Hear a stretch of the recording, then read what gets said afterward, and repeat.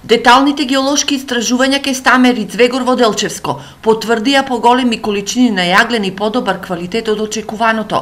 Ова се првичните сознанија од теренот по завршувањето на истражувањата на оваа територија, пошто машините се преселија на потенцијалното јагленово наоѓалиште кај Панчарево и Стевник, каде ке се истражува на микролокации на површина од 6 км квадратни. Испитувањата ќе траат до месец септември, подоцна се прави физибилити студија и тогаш ќе знаеме каква е ситуацијата, така да со некоја динамика после 2018 година очекуваме да почнеме со отварање на рудникот.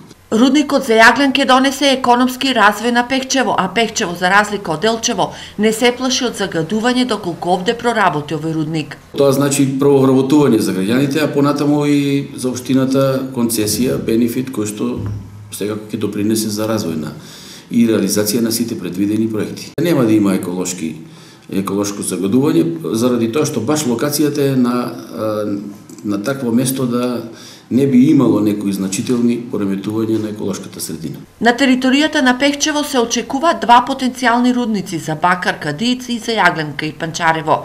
Доколку оди според очекувањата, нивниот старт сепак не се очекува пред 2018 година.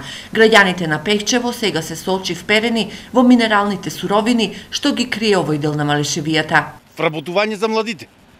Друго што може да значи, неки има нешто да живни и Пехчево. Да не като сега што е пустелија.